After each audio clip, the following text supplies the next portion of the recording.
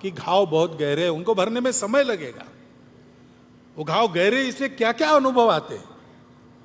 वाणी अविवेक तो दिख ही रहा है। यहां तक होता है कि मुझे किसी बस्ती में घर नहीं मिलता, मैं घर ढूंढने गया तो मुझे अपने बस्ती में ही जाना पड़ता है, दूसरे बस्ती में नहीं मिलता। एक ही देश के रहने वाले लोग इतने पराये हो गए, लेकिन ये अनुभव आते हैं।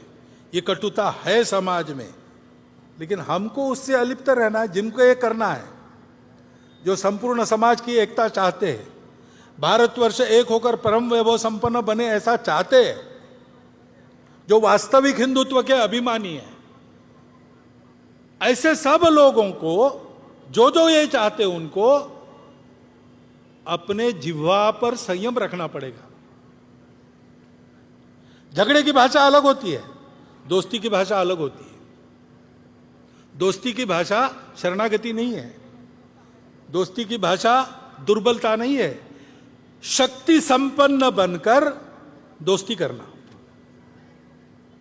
शक्ति संपन्न जब अच्छे लोग बन जाते हैं तो उससे वो गुंडागर्दी नहीं करते, वो सबको शक्ति संपन्न बनाते हैं, दुर्बलों की रक्षा करते हैं।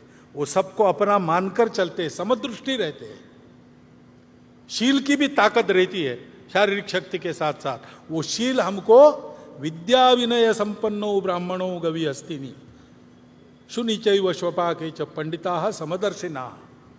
पंडित यानी विद्वान यानी जानकार लोग सबको समान नजर से देखते हैं, यह बताता है। ऐसा हमको चलना पड़ेगा, सहन बहुत करना पड़ेगा, उकसावे में आना छोड़ देना पड़ेगा, अविश्वास छोड़ना पड़ेगा, अपने जबान पर लगाम लगाना पड़ेगा। किसी एक तरफ ये इशारा नहीं है, सभी तरफ है, सभी तरफ से होता है। सब जगह ऐसे लोग हैं जो ये समझते नहीं, या ऐसे लोग हैं जो ये होने देना नहीं चाहते। उनको छोड़ दो, उनको इग्नोर करो, अपने रास्ते पर बढ़ो, सबको जुटाओ। ऐसा चलना पड़ेगा तो फिर इस देश में इन घातक खेलों की माया में से बचकर हम लोग आगे बढ़ेंगे। ये बातें चलेगी, गुंडागर्दी होगी तो उसका तो इलाज एक ही है।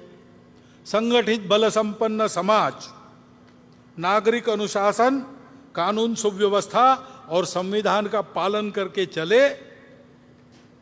इस गुंडागर्दी के प्रतिकार में शासन प्रशासन का सहयोगी बन के चले, यही उसका उपाय है।